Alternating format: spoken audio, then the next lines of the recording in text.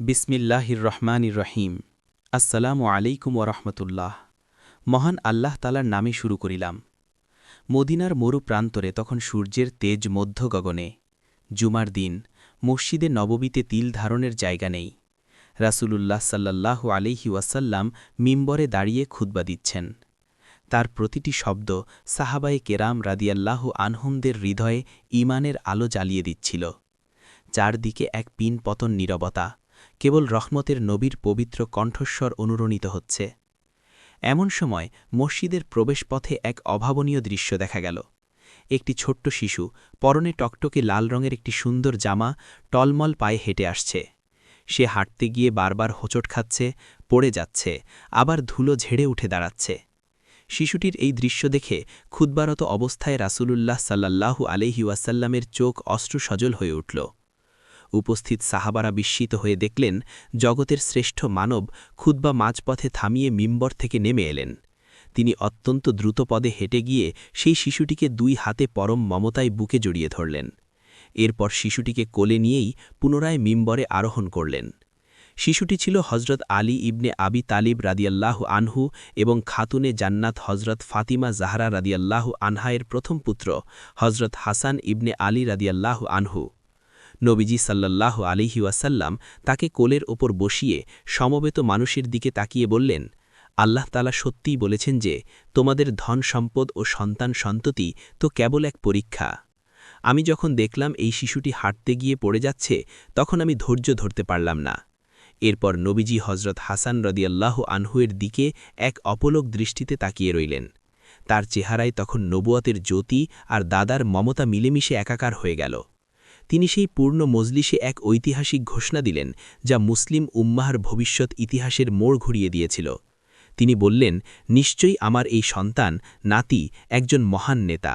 আল্লাহ তাআলা হয়তো তার মাধ্যমে ভবিষ্যতে মুসলমানদের দুটি বিশাল বিবাদমান দলের মধ্যে আপোষ বা সন্ধি করিয়ে দেবেন। এই ভবিষ্যৎবাণীটি কেবল একটি কথা ছিল না, বরং এটি ছিল এক মহৎ ত্যাগের আগাম ঘোষণা।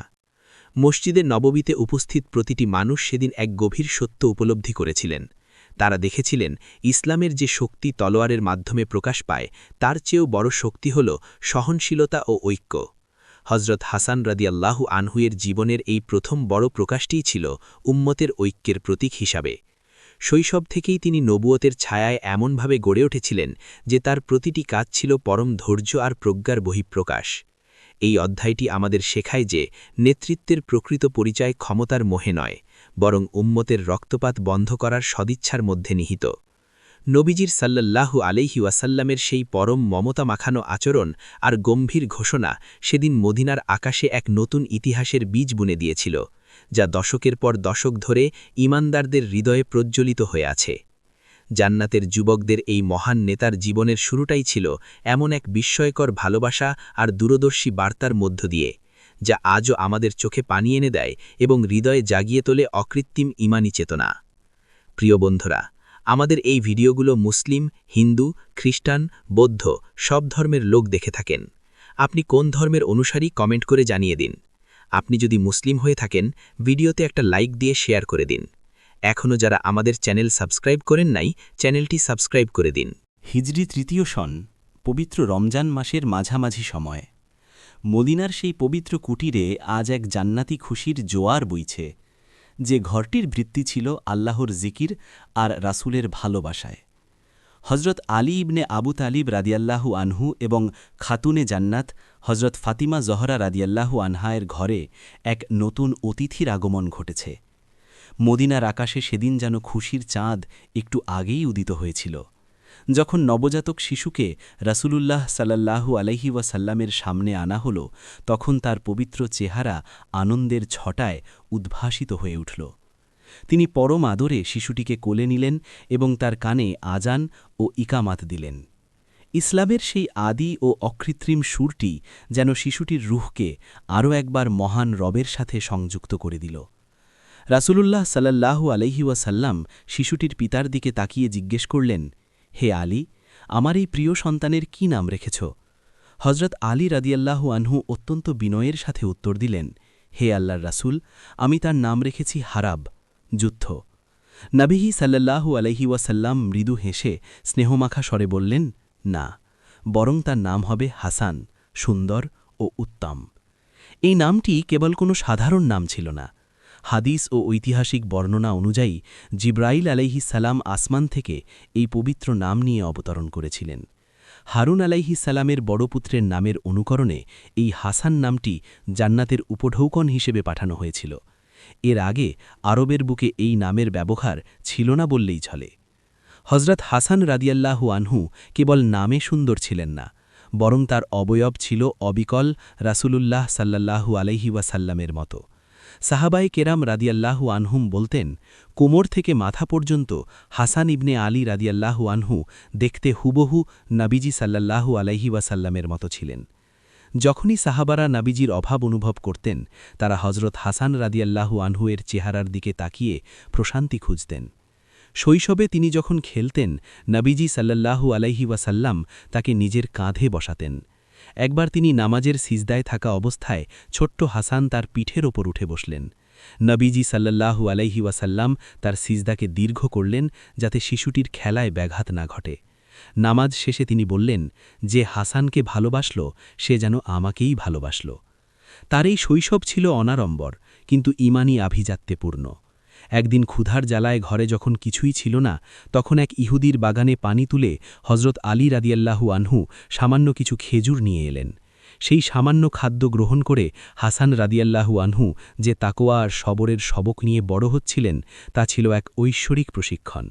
তিনি দেখতেন তার মা ফাতিমা জহরা রাদিয়াল্লাহু আনহা সারা রাত জায়নামাজে কাটিয়ে দিচ্ছেন এবং প্রতিবেশীদের জন্য দোয়া করছেন। তিনি দেখতেন তার পিতা আলী রাদিয়াল্লাহু আনহু বীরত্বের পাশাপাশি বিনয়ের মূর্ত প্রতীক।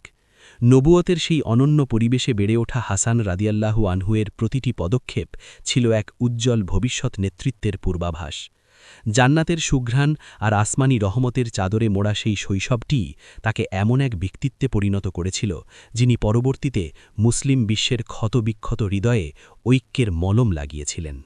মদিনার আকাশে তখন এক বিষণ্ণতার ছায়া। যে মানুষটির আগমনে মদিনা আলোকিত হয়েছিল, যার হাসিতে সাহাবায়ে কেরাম রাদিয়াল্লাহু আনহুম সব দুঃখ ভুলে যেতেন, সেই প্রিয় নবী মুহাম্মদুর রাসূলুল্লাহ সাল্লাল্লাহু আলাইহি ওয়াসাল্লাম গুরুতর অসুস্থ। হজরত হাসান রাদিয়াল্লাহু আনহু তখন মাত্র ৭ কি ৮ বছরের শিশু। তার ছোট ছোট কদম আজ আর দৌড়ে গিয়ে নানার কোলে ঝাঁপিয়ে পড়ছে না, বরং এক অজানা আশঙ্কায় তার কচি হৃদয় কেঁপে উঠছে। তিনি দেখছেন তার পিতা হজরত আলী রাদিয়াল্লাহু আনহু চিন্তিত মুখে ঘরে ঢুকছেন আর বের হচ্ছেন। মা ফাতেমা জাহরা রাদিয়াল্লাহু আনহা জায়নামাজে বসে চোখের পানি ফেলছেন। নবুয়তের সেই আলোকোজ্জ্বল গৃহটি আজ নীরবতায় স্তব্ধ। রাসূলুল্লাহ সাল্লাল্লাহু আলাইহি ওয়াসাল্লাম যখন শয্যাশায়ী, তখন তিনি হাসান ও হুসাইন রাদিয়াল্লাহু আনহুমকে কাছে ডাকলেন। তিনি তাদের কপালে চুমু খেলেন, তাদের জন্য আল্লাহর কাছে শেষবারের মতো দোয়া চাইলেন। হাসান রাদিয়াল্লাহু আনহু তার নানার পবিত্র হাতে হাত রেখে বুঝতে পারছিলেন এই রহমতের ছায়া হয়তো চিরতরে সরে যাচ্ছে। কিছু সময় পর যখন রাসূলুল্লাহ সাল্লাল্লাহু আলাইহি ওয়াসাল্লাম রফিকে আলার সাথে মিলিত হলেন, তখন মদিনার অলিগলি কান্নায় ভারী হয়ে উঠল। ছোট্ট হাসান রাদিয়াল্লাহু আনহুর কাছে মনে হল তার মাথার ওপর থেকে আসমান যেন ধসে পড়েছে। যে মিম্বরে তিনি নানার কাঁধে চড়ে বসতেন, সেই মিম্বরটি আজ শূন্য। যে হাত দুখানি তাকে পরম যত্নে আগলে রাখত, সেই হাতগুলো আজ স্থবির। কিন্তু শোক এখানেই শেষ ছিল না। রাসূলুল্লাহ সাল্লাল্লাহু আলাইহি ওয়াসাল্লামের ওফাতের মাত্র ৬ মাস পর তার প্রিয়তম কন্যা হজরত ফাতেমা জাহরা রাদিয়াল্লাহু আনহাও দুনিয়া ত্যাগ করলেন। হাসান রাদিয়াল্লাহু আনহুর জন্য এটি ছিল এক অবর্ণনীয় আঘাত। খুব অল্প বয়সে তিনি হারালেন তার প্রিয়তম নানা এবং মহিয়সী মাকে। কিন্তু এই প্রচণ্ড শোকই তাকে এক নতুন মানুষে রূপান্তর করল। তার চরিত্রে নানা বাঁধল ধৈর্য আর অসীম সহনশীলতা। তিনি তার পিতার হাত শক্ত করে ধরলেন। হজরত আলী রাদিয়াল্লাহু আনহু হাসান রাদিয়াল্লাহু আনহুর চোখের দিকে তাকিয়ে সান্ত্বনা খুঁজতেন, কারণ হাসানের চেহারা আর স্বভাব ছিল অবিকল রাসূলুল্লাহ সাল্লাল্লাহু আলাইহি ওয়াসাল্লামের মতো। হাসান রাদিয়াল্লাহু আনহু বুঝলেন এখন কান্নার সময় নয়, বরং নানার রেখে যাওয়া দিনকে আঁকড়ে ধরার সময়।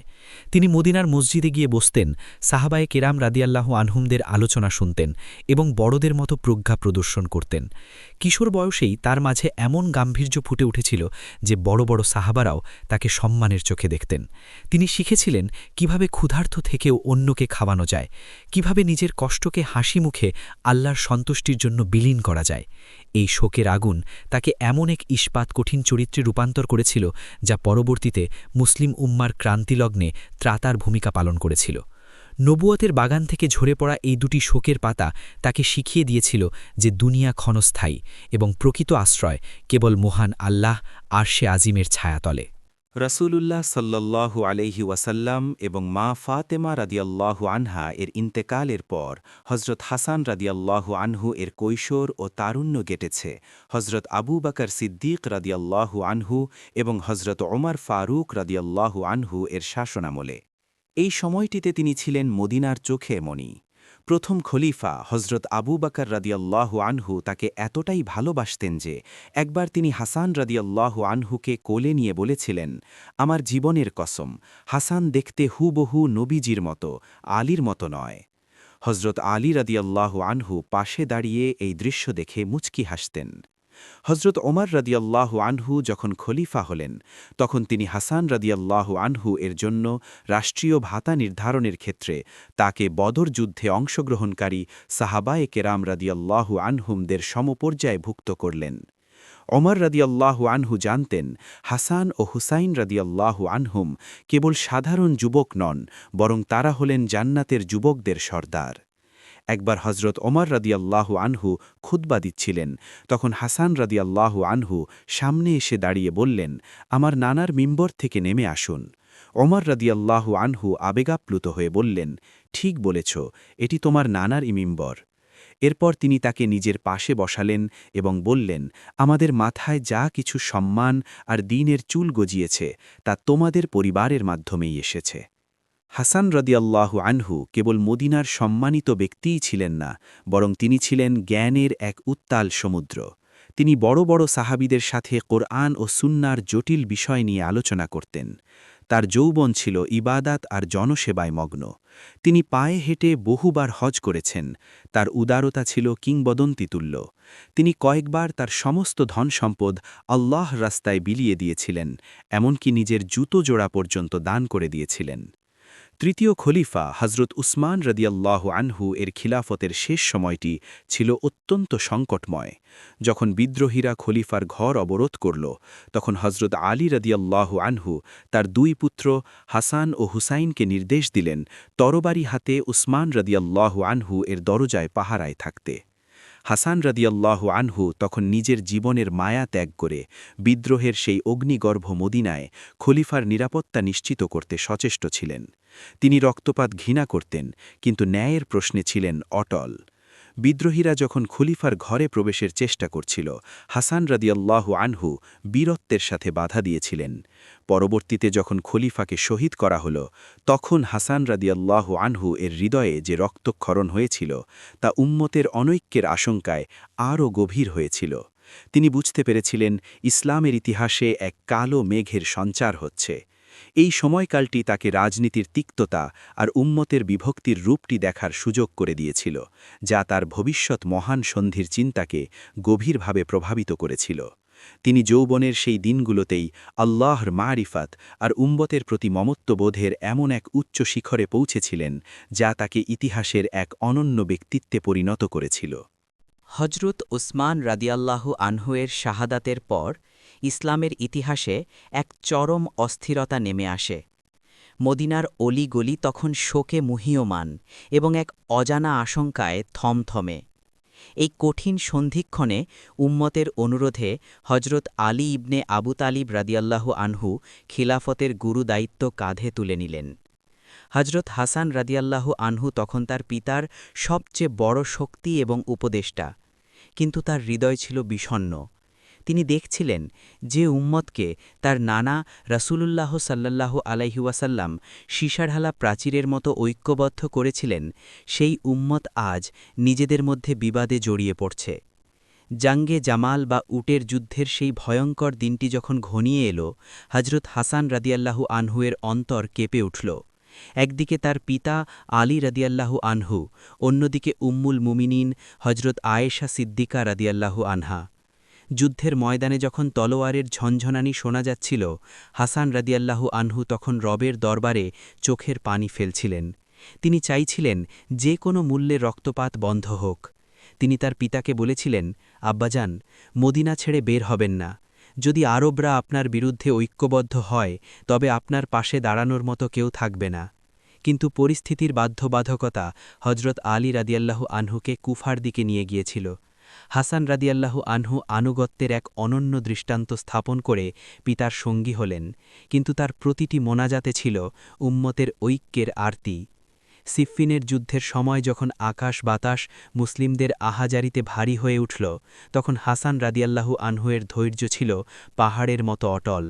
তিনি দেখেছিলেন কিভাবে হাজার হাজার হাফেজে কুরআন এবং জানবাজ সাহাবি একে অপরের তলোয়ারের আঘাতে শহীদ হচ্ছেন।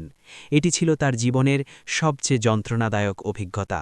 তিনি যুদ্ধের ময়দানে বীরত্ব প্রদর্শন করলেও তার আসল লড়াই ছিল শান্তির জন্য। তিনি বারবার মধ্যস্থতার চেষ্টা করেছেন। তিনি বুঝতেন এই গৃহযুদ্ধ কেবল শক্তি ক্ষয় করছে না, বরং ইসলামের মূল চেতনাকে আঘাত করছে। রাতে যখন সবাই ক্লান্ত হয়ে ঘুমিয়ে পড়ত, হাসান রাদিয়াল্লাহু আনহু তখন একাকী দাঁড়িয়ে আল্লাহর কাছে প্রার্থনা করতেন যেন মুসলিমদের তলোয়ারগুলো আবার কাফেরদের বিরুদ্ধে ব্যবহৃত হয়, ভাইয়ে ভাইয়ে নয়।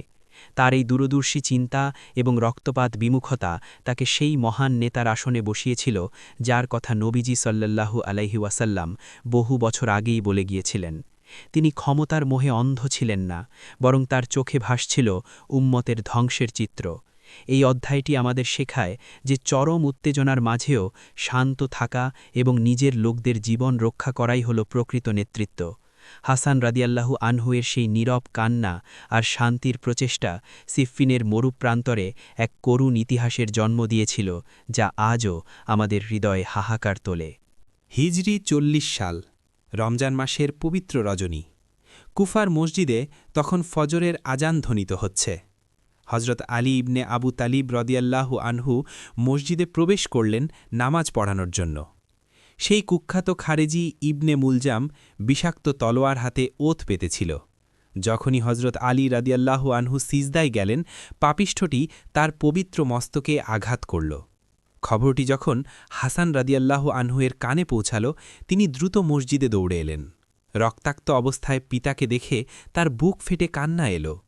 তিনি পিতার মাথা নিজের কোলের ওপর তুলে নিলেন। হজরত আলী রাদিয়াল্লাহু আনহু তখন জীবনের শেষ মুহূর্তগুলো কাটাচ্ছিলেন। তিনি হাসান রাদিয়াল্লাহু আনহুকে ওসিয়ত করলেন, হে আমার প্রিয় পুত্র, উম্মতের খেয়াল রেখো, তাকওয়া অবলম্বন করো এবং আত্মীয়তার বন্ধন ছিন্ন করো না। পিতার বিদায় ছিল হাসান রাদিয়াল্লাহু আনহুয়ের জীবনের তৃতীয় এবং সবচেয়ে বড় ব্যক্তিগত ট্র্যাজেডি। নানা নেই, মা নেই, আর আজ তার মাথার ওপর থাকা সেই বটবৃক্ষটিও চলে গেলেন। কুফার মানুষ শোকাতুর হৃদয়ে হাসান রাদিয়াল্লাহু আনহুয়ের হাতে বাইয়াত বা আনুগত্যের শপথ নিল। প্রায় ৪০,০০০ মানুষ তার হাতে হাত রেখে শপথ করল যে তিনি যে সিদ্ধান্ত নেবেন তারা তা মেনে চলবেন। হাসান রাদিয়াল্লাহু আনহু খলিফা হলেন, কিন্তু এটি কোনো বিলাসিতার সিংহাসন ছিল না, বরং এটি ছিল এক কাঁটাযুক্ত মুকুট।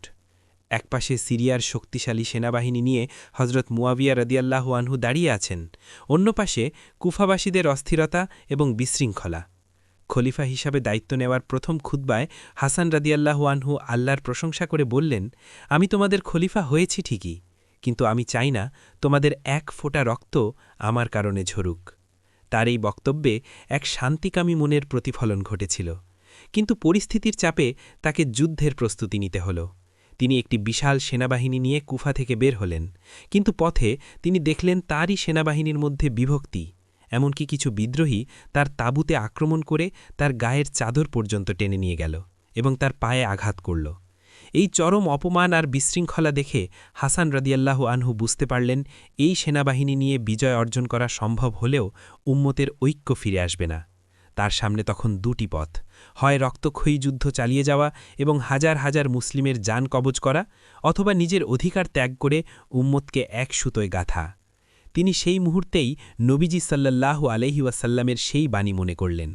তিনি সিজদায় লুটিয়ে পড়লেন এবং সিদ্ধান্ত নিলেন এক চরম ত্যাগের। এই অধ্যায়টি হাসান রাদিয়াল্লাহু আনহুয়ের জীবনের সেই চূড়ান্ত পরীক্ষার সূচনা, যেখানে তিনি ব্যক্তিগত সম্মানের চেয়ে উম্মতের শান্তিকে বড় করে দেখেছিলেন। তার খেলাফতের সেই দিনগুলো ছিল ইবাদত, চোখের পানি আর গভীর চিন্তার সমষ্টি, যা বিশ্বের রাজনৈতিক ইতিহাসে এক বিরল দৃষ্টান্ত স্থাপন করেছিল। হিজরি ৪০ সালের সেই উত্তাল দিনগুলো, মুসলিম উম্মার ইতিহাস তখন এক চরম সন্ধিক্ষণে দাঁড়িয়ে। একদিকে ইরাক ও হিজাজের বিশাল জনপদ নিয়ে খলিফা হজরত হাসান ইবনে আলী রাদিয়াল্লাহু আনহু, অন্যদিকে সিরিয়ার বিশাল সেনাবাহিনী নিয়ে হজরত মুয়াবিয়া ইবনে আবু সুফিয়ান রাদিয়াল্লাহু আনহু। যুদ্ধের দামামা বাজছে, দুই প্রান্তের তলোয়ারগুলো খাপমুক্ত হওয়ার অপেক্ষায়। সামান্য একটি ভুল সিদ্ধান্ত মানেই ছিল হাজার হাজার মুসলিমের লাশের পাহাড়। হাসান রাদিয়াল্লাহু আনহু তার তাঁবুর ভেতর পায়চারি করছিলেন। তার কানে তখন নানাজির সেই ছোটবেলার কথাগুলো বারবার প্রতিধ্বনিত হচ্ছিল। আমার এই সন্তান একজন মহান নেতা, আল্লাহ তার মাধ্যমে মুসলমানদের দুটি বিবাদমান দলের মধ্যে সন্ধি করিয়ে দেবেন। হাসান রাদিয়াল্লাহু আনহু বুঝতে পারলেন সেই সময়টি এখন উপস্থিত। তিনি উপলব্ধি করলেন যে ক্ষমতা রক্ষার চেয়ে জীবনের মূল্য অনেক বেশি। তিনি তার প্রধান সেনাপতিদের ডাকলেন। যুদ্ধের বদলে তিনি শান্তির প্রস্তাব পাঠানোর সিদ্ধান্ত নিলেন। এটি কোনো দুর্বলতা ছিল না, বরং এটি ছিল এক অভাবনীয় আধ্যাত্মিক শক্তি। হাসান রাদিয়াল্লাহু আনহু জানতেন তার হাতে বায়াত গ্রহণকারী হাজার হাজার মানুষ জান দিতে প্রস্তুত, কিন্তু তিনি নিজেকে প্রশ্ন করলেন, এই রক্তের দায়ভার কি আমি হাসরের ময়দানে নিতে পারব? তিনি হজরত মুয়াবিয়া রাদিয়াল্লাহু আনহুয়ের কাছে পত্র পাঠালেন। সন্ধির শর্তগুলো ছিল অত্যন্ত সুস্পষ্ট এবং উম্মতের স্বার্থ সংশ্লিষ্ট। শর্ত ছিল রক্তপাত বন্ধ করতে হবে, জনগণের জানমালের নিরাপত্তা দিতে হবে এবং হজরত মুয়াবিয়া রাদিয়াল্লাহু আনহুয়ের ইন্তেকালের পর খিলাফতের বিষয়টি পুনরায় মুসলিম উম্মার পরামর্শের বা শুরার ওপর ছেড়ে দিতে হবে। হজরত মুয়াবিয়া রাদিয়াল্লাহু আনহু এই মহানুভবতা দেখে বিস্মিত হলেন এবং সমস্ত শর্ত মেনে নিলেন। কিন্তু হাসান রাদিয়াল্লাহু আনহুয়ের নিজের বাহিনীর মধ্যে একদল মানুষ এই সিদ্ধান্তের ঘোর বিরোধী ছিল। তারা একে অপমান মনে করছিল, এমনটি কেউ কেউ তাকে অত্যন্ত কটু কথা বলতেও দ্বিধা করেনি। হাসান রাদিয়াল্লাহু আনহু অশ্রু সজল চোখে বললেন, তোমরা একে অপমান বলছ? আল্লাহর কসম, আমি কেবল চাইনি যে আমার কারণে রাসূলুল্লাহ সাল্লাল্লাহু আলাইহি ওয়াসাল্লামের উম্মতের রক্ত ঝরুক। আমি দুনিয়ার ক্ষমতার বদলে আখেরাতের শান্তিকে বেছে নিয়েছি। এই সন্ধিটি ছিল ইসলামের ইতিহাসের এক অনন্য মোড়। যে দিনটিতে এই সন্ধি স্বাক্ষরিত হয় তাকে ইতিহাসে আমুল জামাত বা ঐক্যের বছর বলা হয়। হাসান রাদিয়াল্লাহু আনহু মিম্বরে দাঁড়িয়ে সবার সামনে ঘোষণা করলেন যে তিনি খিলাফতের দাবি ত্যাগ করছেন কেবল উম্মতের মঙ্গলের জন্য। উপস্থিত হাজার হাজার মানুষ সেদিন অবাক হয়ে দেখছিল একজন মানুষ কিভাবে হাতের মুঠোয় থাকা অর্ধেক পৃথিবী ত্যাগের বিনিময়ে এক ফোঁটা রক্ত বাঁচাতে পারেন। হাসান রাদিয়াল্লাহু আনহুয়ের এই ত্যাগই প্রমাণ করে যে তিনি সত্যিই জান্নাতের যুবকদের সর্দার। তার হৃদয় ছিল ক্ষমতার মোহ থেকে পবিত্র এবং আল্লাহর প্রেমে পরিপূর্ণ। এই অধ্যায়টি আমাদের শেখায় যে কখনো কখনো পিছিয়ে আসাই হয় সবচেয়ে বড় বিজয়, যখন সেই পিছিয়ে আসা হয় আল্লাহর সন্তুষ্টির জন্য এবং মানবতার কল্যাণে। নবীজির সেই কয়েক দশক আগের ভবিষ্যৎবাণী সেদিন বাস্তবে রূপ নিল এবং আকাশ থেকে ফেরেশতারা যেন এই মহান ত্যাগের সাক্ষী হয়ে রইলেন। খিলাফত হস্তান্তরের পর হজরত হাসান ইবনে আলী রাদিয়াল্লাহু আনহু সিদ্ধান্ত নিলেন তিনি আর কুফায় থাকবেন না। কুফা ছিল তার পিতার রাজধানী, তার অনেক স্মৃতি বিজড়িত শহর। কিন্তু এখন সময় এসেছে সেই শহরে ফিরে যাওয়ার, যে শহর তার প্রিয় নানাজির গন্ধে মৌ মৌ করে, পবিত্র মদিনা মুনাব্বারা। হাসান রাদিয়াল্লাহু আনহু যখন কুফা ছেড়ে যাওয়ার প্রস্তুতি নিচ্ছিলেন, তখন এক অভাবনীয় দৃশ্যের অবতারণা হল। যে মানুষগুলো কিছুদিন আগে তার সিদ্ধান্তের বিরোধিতা করছিল, তারাই আজ তার বিদায়ে কান্নায় ভেঙে পড়ল। তারা বুঝতে পারল তারা কি হারিয়েছে। তারা এক মহান ন্যায়পরায়ণ শাসককে হারিয়ে ফেলল, যিনি নিজের পিঠের ওপর উম্মতের ভার বহন করতেন। হাসান রাদিয়াল্লাহু আনহু তার পরিবারের সদস্যদের নিয়ে যখন মদিনার পথে রওনা হলেন, কুফার আকাশ বাতাস তখন শোকের ছায়ায় আচ্ছন্ন। যাত্রাপথে তিনি মরুভূমির বালুকণার দিকে তাকিয়ে ভাবছিলেন তার দায়িত্ব শেষ হয়েছে। তিনি এখন একজন সাধারণ নাগরিক হিসাবে আল্লাহর ইবাদতে মগ্ন হতে চান। মদিনার সীমানায় যখন তার কাফেলা পৌঁছল, তখন আনসার ও মুহাজিরদের উত্তরসূরিরা তাকে অভ্যর্থনা জানাতে বেরিয়ে এলেন। হাসান রাদিয়াল্লাহু আনহু সোজা চলে গেলেন মসজিদে নববীতে। তিনি তার নানার নওজার পাশে দাঁড়িয়ে অঝরে কাঁদলেন। তিনি যেন মনে মনে বলছিলেন, নানা, আমি আপনার উম্মতের রক্ত ঝরতে দিইনি, আমি আপনার দেওয়া আমানত রক্ষা করেছি। এরপর তিনি ফিরে গেলেন তার ছোটবেলার সেই স্মৃতি ঘেরা ঘরে। মদিনার জীবন ছিল তার জন্য এক গভীর ধ্যানের সময়। তিনি প্রতিদিন শত শত রাকাত নফল নামাজ পড়তেন, মদিনার অভাবী মানুষের দরজায় দরজায় গিয়ে খাবার পৌঁছে দিতেন। আশ্চর্যের বিষয় ছিল, তিনি যখন দান করতেন তখন নিজের পরিচয় গোপন রাখতেন। মদিনার মানুষ হাসান রাদিয়াল্লাহু আনহুয়ের মধ্যে রাসূলুল্লাহ সাল্লাল্লাহু আলাইহি ওয়াসাল্লামের প্রতিচ্ছবি খুঁজে পেত। তার কথা বলার ধরন, তার হাঁটা চলা এবং তার ক্ষমাশীলতা সবাইকে মুগ্ধ করত। একবার এক ব্যক্তি তাকে অত্যন্ত কুরুচিপূর্ণ ভাষায় গালি দিচ্ছিল, কিন্তু হাসান রাদিয়াল্লাহু আনহু রাগান্বিত না হয়ে তাকে জিজ্ঞেস করলেন, ভাই, তুমি কি ক্ষুধার্ত? তুমি কি পরিশ্রান্ত? যদি তোমার আশ্রয়ের প্রয়োজন হয় তবে আমার ঘরে এসো। সেই ব্যক্তি তার এই মহানুভবতা দেখে কেঁদে ফেলল এবং তার হাতে হাত রেখে ক্ষমা চাইল। হাসান রাদিয়াল্লাহু আনহু বলতেন, ক্ষমাই হল মুমিনের সবচেয়ে বড় অস্ত্র। তিনি আর কখনও রাজনীতিতে জড়াননি। তিনি জানতেন তার লক্ষ্য দুনিয়ার রাজত্ব নয়, বরং জান্নাতের স্থায়ী রাজত্ব। এই অধ্যায়টি হাসান রাদিয়াল্লাহু আনহুয়ের জীবনের সেই শান্ত ও আধ্যাত্মিক দিকের প্রতিফলন ঘটায়, যেখানে তিনি প্রমাণ করেছেন যে পদবি ছাড়াও একজন মানুষ মানুষের হৃদয়ে অমর হয়ে থাকতে পারেন। তার মদিনার জীবন ছিল ইবাদত, জ্ঞানদান এবং দরিদ্রের সেবায় উৎসর্গীকৃত। তিনি মদিনার অলিগলি দিয়ে হেঁটে যাওয়ার সময় লোকেরা তাকে পরম শ্রদ্ধায় পথ ছেড়ে দিত। তিনি ছিলেন সেই প্রদীপ যা নিভে যাওয়ার আগে আরও উজ্জ্বল হয়ে জ্বলছিল, এবং মদিনার প্রতিটি ধূলিকণা তার পবিত্র কদমের স্পর্শে ধন্য হচ্ছিল। মদিনার শান্ত পরিবেশে হজরত হাসান ইবনে আলী রাদিয়াল্লাহু আনহু যখন ইবাদত ও জনসেবায় নিমগ্ন ছিলেন, তখন পর্দার আড়ালে এক গভীর ও অন্ধকার ষড়যন্ত্র দানা বাঁধছিল। যদিও তিনি স্বেচ্ছায় খেলাফত ত্যাগ করেছিলেন এবং মুসলিম উম্মাহ রক্তপাত বন্ধ করেছিলেন, কিন্তু দুনিয়ালোভী একদল মানুষের কাছে তার অস্তিত্ব ছিল এক বিশাল আতঙ্কের কারণ। তারা জানত, যতদিন রাসূলুল্লাহ সাল্লাল্লাহু আলাইহি ওয়াসাল্লামের এই প্রিয় নাতি জীবিত থাকবেন, ততদিন মানুষের হৃদয় তার দিকেই ধাবিত হবে। তার ব্যক্তিত্বের তেজ আর নবীজির প্রতিচ্ছবি খোদাই করা চেহারার সামনে কোনো অন্যায্য শাসকই স্বস্তি পাচ্ছিল না। ফলে শুরু হল এক ঘৃণ্য ষড়যন্ত্র, তাকে দুনিয়া থেকে সরিয়ে দেওয়ার পরিকল্পনা। ইতিহাসের বর্ণনা অনুযায়ী হজরত হাসান রাদিয়াল্লাহু আনহুকে একবার নয়, বরং বেশ কয়েকবার বিষ প্রয়োগ করার চেষ্টা করা হয়েছিল, কিন্তু মহান আল্লাহর অশেষ রহমতে তিনি বারবার রক্ষা পেয়েছিলেন।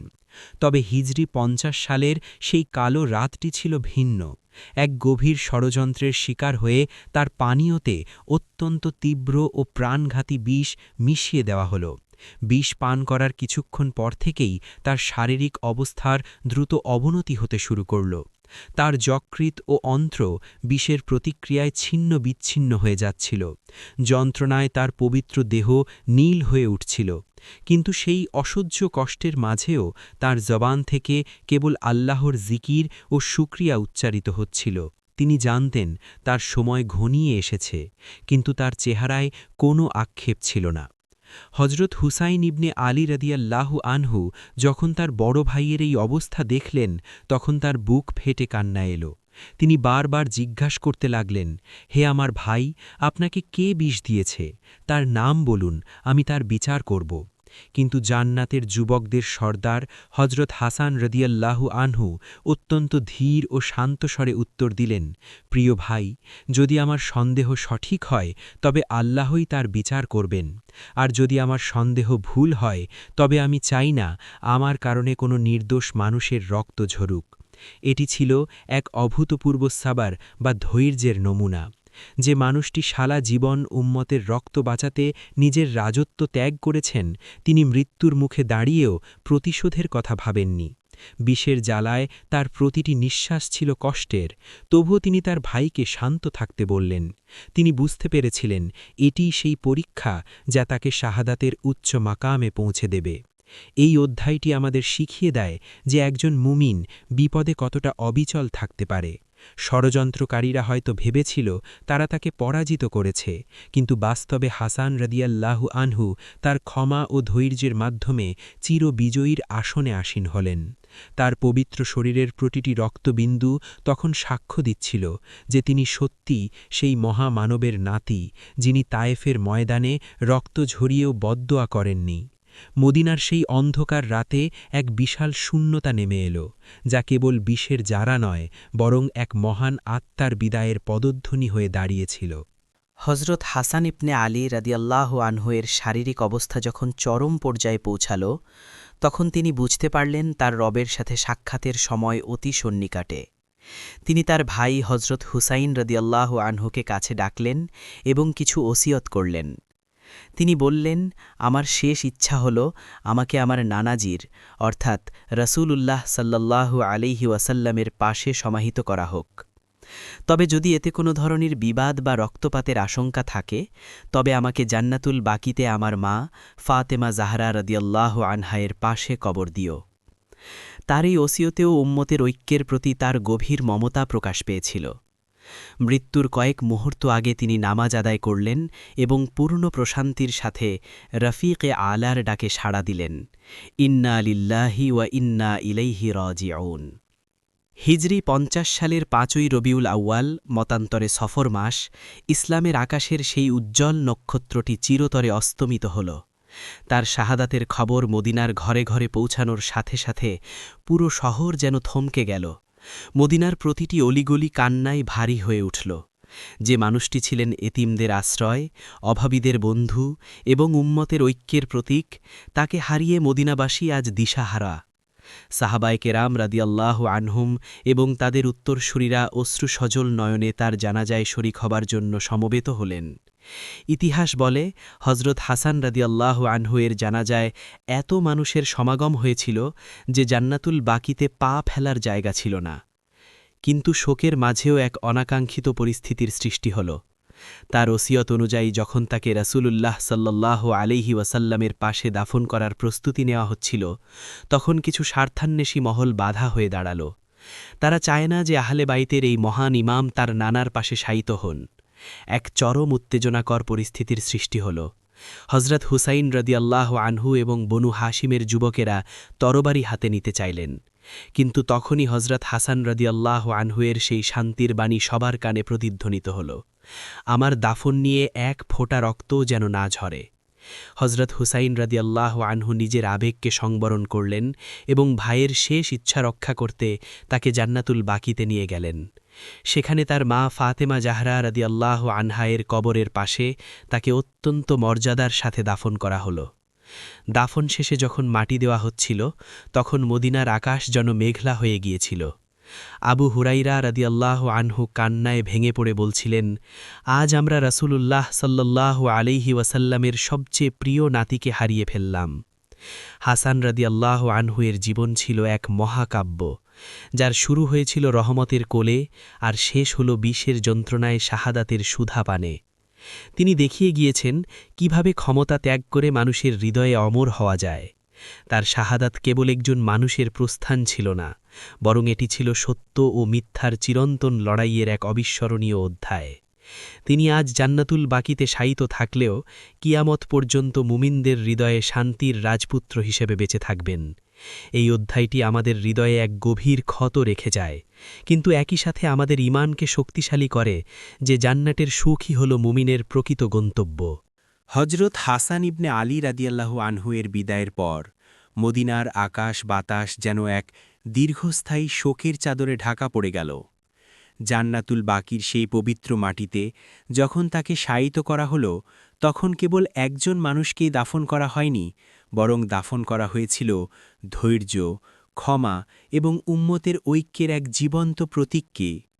তার শাহাদাতের পর সাহাবায়ে কেরাম রাদিয়াল্লাহু আনহুম এবং তাবেঈগণ অনুভব করতে লাগলেন যে নবুয়াতের যে ঘ্রাণ তারা হাসানের মাঝে খুঁজে পেতেন, তা আজ স্তব্ধ হয়ে গেছে। কিন্তু হাসান রাদিয়াল্লাহু আনহু পেছনে রেখে গেছেন এমন এক উত্তরাধিকার যা কিয়ামত পর্যন্ত উম্মার জন্য আলোকবর্তিকা হয়ে থাকবে। তিনি শিখিয়ে গেছেন যে মুসলিমদের রক্ত রক্ষা করা ক্ষমতার মসনদ আঁকড়ে ধরার চেয়ে অনেক বেশি মর্যাদাপূর্ণ। হাসান রাদিয়াল্লাহু আনহু-এর জীবন ছিল এক অবিরাম সাধনা। তিনি ছিলেন সেই ব্যক্তি যিনি মোট ২৫ বার পায়ে হেঁটে পবিত্র হজ পালন করেছেন। তার তাকওয়া বা আল্লাহ ভীতি ছিল এতই প্রবল যে যখনই তিনি অজুর জন্য দাঁড়াতেন, তার চেহারা ভয়ে ও ভক্তিতে হলুদ হয়ে যেত।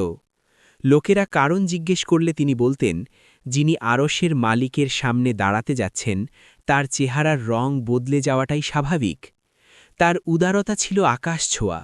তিনি জীবনে ৩ বার নিজের সমস্ত ধন সম্পদ আল্লাহর রাস্তায় বিলিয়ে দিয়েছিলেন এবং ২ বার নিজের সমস্ত মাল সামান এমনকি জুতো জোড়া পর্যন্ত ২ ভাগ করে ১ ভাগ গরিবদের দান করে দিয়েছিলেন।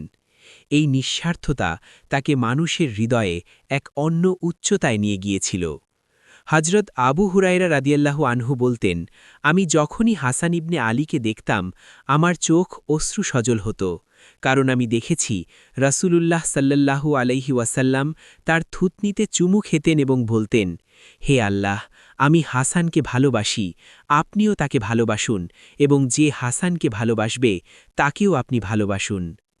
তার ইন্তেকালের পর মুসলিম বিশ্বের বিভিন্ন প্রান্তে মানুষ উপলব্ধি করতে শুরু করল যে হাসান রাদিয়াল্লাহু আনহু যদি সেই সন্ধি না করতেন তবে গৃহযুদ্ধে হয়তো ইসলামের ভিত্তি নড়বড়ে হয়ে যেত। তিনি নিজের সম্মান বিলিয়ে দিয়ে ইসলামের সম্মান রক্ষা করেছিলেন। তিনি প্রমাণ করেছিলেন যে প্রকৃত বিজয় তরবারির জোরে আসে না, বরং হৃদয়ের প্রশস্ততায় আসে। মদিনার ঘরে ঘরে তার শেখানো আদব আর বিনয় ছড়িয়ে পড়েছিল। তিনি শিশুদের আদর করতেন, বড়দের শ্রদ্ধা করতেন এবং শত্রুকেও ক্ষমা করার সাহস দেখাতেন। তার চরিত্র ছিল কোরআনের জীবন্ত তাফসীর। আল্লাহ তাআলা কোরআনে বলেছেন, নিশ্চয়ই আল্লাহ ধৈর্যশীলদের সাথে আছেন। হাসান রাদিয়াল্লাহু আনহু এর জীবন যেন এই আয়াতেরই এক পূর্ণাঙ্গ বাস্তব রূপ। তার অনুপস্থিতিতে মদিনার অভাবী মানুষগুলো যখন রাতের অন্ধকারে তাদের দরজায় খাবারের থলি খুঁজে পাচ্ছিল না, তখন তারা ফুঁপিয়ে কেঁদে উঠত। তারা বুঝত তাদের সেই গোপন দাতা আজ জান্নাতের নূরে বিলীন হয়ে গেছেন। এই অধ্যায়টি আমাদের হৃদয়ে এক গভীর বোধ জাগ্রত করে যে দুনিয়ার ক্ষমতা ক্ষণস্থায়ী, কিন্তু নেক আমল আর ত্যাগের স্মৃতি চিরস্থায়ী। হাসান রাদিয়াল্লাহু আনহুয়ের রেখে যাওয়া সেই শান্তির দর্শনই ছিল মুসলিম উম্মাহর জন্য প্রকৃত রক্ষা কবচ, যা পরবর্তী যুগে বহু বিভক্তি থেকে আমাদের রক্ষা করেছে। হজরত হাসান ইবনে আলী রাদিয়াল্লাহু আনহুর মহিমান্বিত কাহিনীর শেষ অধ্যায়ে এসে আমাদের দৃষ্টি নিবদ্ধ হয় সেই মহান মর্যাদার ওপর যা আল্লাহ তাআলা আরশের ওপর থেকে তার জন্য নির্ধারণ করে রেখেছেন। রাসূলুল্লাহ সাল্লাল্লাহু আলাইহি ওয়াসাল্লামের সেই বাণীটি আজও প্রতিটি মুমিনের কানে প্রতিধ্বনিত হয়। আল হাসান ও আল হুসাইন হল জান্নাতের যুবকদের সর্দার। এই উপাধি কোনো পার্থিব রাজা বা সম্রাট দেননি, বরং এটি এসেছে স্বয়ং স্রষ্টার পক্ষ থেকে। হাসান রাদিয়াল্লাহু আনহুয়ের জীবন কাহিনী কেবল একটি শোক গাথা নয়, বরং এটি ঈমানের এক পূর্ণাঙ্গ পাঠশালা। তিনি আমাদের শিখিয়েছেন কিভাবে নিজের নফস বা অহংকারকে কুরবানি দিয়ে বড় লক্ষ্যের দিকে এগিয়ে যেতে হয়। হাসান রাদিয়াল্লাহু আনহু যখন জান্নাতুল বাকিতে তার মহিয়সী মা ফাতেমা জাহরা রাদিয়াল্লাহু আনহা এর পাশে শায়িত হন, তখন মদিনার ধূলিকণা সাক্ষী ছিল এক পরম আত্মত্যাগের। কিয়ামতের ময়দানে যখন সমস্ত মানুষ ইয়া নাফসি করবে, তখন হাসান রাদিয়াল্লাহু আনহু তার নানা মুহাম্মাদুর রাসূলুল্লাহ সাল্লাল্লাহু আলাইহি ওয়াসাল্লামের ছায়াতলে এক বিশেষ মর্যাদায় দণ্ডায়মান থাকবেন। তার জীবন আমাদের শেখায় যে ক্ষমতার জন্য রক্তপাত নয়, বরং ঐক্যের জন্য ত্যাগই হল জান্নাতি নেতৃত্বের বৈশিষ্ট্য। তিনি আজ আমাদের মাঝে সশরীরে নেই, কিন্তু তার আদর্শ প্রতিটি মিম্বরে, প্রতিটি মাদ্রাসায় এবং প্রতিটি মুমিনের হৃদয়ে অম্লান। গল্পের এই শেষ পর্যায়ে এসে আমরা এক আবেগঘন দৃশ্য কল্পনা করতে পারি। জান্নাতের নীল নহরের কিনারে রাসূলুল্লাহ সাল্লাল্লাহু আলাইহি ওয়াসাল্লাম বসে আছেন, আর তার দুই পাশে হাসান ও হুসাইন রাদিয়াল্লাহু আনহুম। হাসান রাদিয়াল্লাহু আনহুয়ের চেহারায় সেই একই নূর, সেই একই প্রশান্তি যা দুনিয়াতে উম্মতের কলহ মিটিয়ে দিয়েছিল। জিব্রাইল আলাইহিসসালাম হয়তো সেখানে দাঁড়িয়ে ঘোষণা করছেন সেই সফলতার কথা যা হাসান রাদিয়াল্লাহু আনহু ধৈর্য আর সবরের মাধ্যমে অর্জন করেছেন। তার কাহিনী আমাদের বলে যায়, হে মুমিন, তুমি যদি নির্যাতিত হাও তবে সবর করো, যদি ক্ষমতা পাও তবে বিনয়ী হাও, আর যদি দেখো ভাইয়ে ভাইয়ে বিবাদ, তবে হাসানের মতো নিজেকে বিলিয়ে দিয়ে হলেও শান্তি স্থাপন করো। হজরত হাসান ইবনে আলী রাদিয়াল্লাহু আনহুর এই 12 অধ্যায়ের দীর্ঘ সফরটি আমাদের হৃদয়ে এক নতুন ঈমানী চেতনা জাগ্রত করে। তিনি কেবল ইসলামের ইতিহাসের একজন মহান চরিত্র নন, বরং তিনি হলেন সত্যের পথে চলার দিশারি। তার জীবনের শেষ মুহূর্ত পর্যন্ত তিনি আল্লাহর জিকিরে মশগুল ছিলেন। তার শাহাদাত ছিল মদিনার জন্য এক অপূরণীয় ক্ষতি, কিন্তু ইসলামের জন্য এক মহাবিজয়। আজ যখন আমরা জান্নাতুল বাকির সেই সাধারণ কবরের দিকে তাকাই, আমরা সেখানে কোনো রাজকীয় মাজার দেখি না, কিন্তু এক অপার্থিব নূর অনুভব করি, যা বলে দেয় এখানেই শুয়ে আছেন সেই মহামানব, যিনি উম্মতকে ভালোবাসতেন নিজের প্রাণের চেয়েও বেশি। আল্লাহ তাআলা আমাদের হজরত হাসান ইবনে আলী রাদিয়াল্লাহু আনহুয়ের পদাঙ্ক অনুসরণ করার তৌফিক দান করুন এবং কিয়ামতের দিন জান্নাতের সেই যুবকদের সরদানের সাথে আমাদের হাসর নসিব করুন। তার রুহের ওপর শান্তি বর্ষিত হোক আলাইহিসসালাম, এবং রাদিয়াল্লাহু আনহুয়ের সেই পবিত্র ধারা আমাদের জীবনের প্রতিটি মোড়ে অনুপ্রেরণা হয়ে থাকুক। বন্ধুরা, এই রকম ইসলামিক কাহিনী ও শিক্ষণীয় ভিডিও দেখতে চাইলে আমাদের ইউটিউব চ্যানেলটি এক্ষুনি সাবস্ক্রাইব করে দিন। তো দেখা হচ্ছে পরের ভিডিওতে।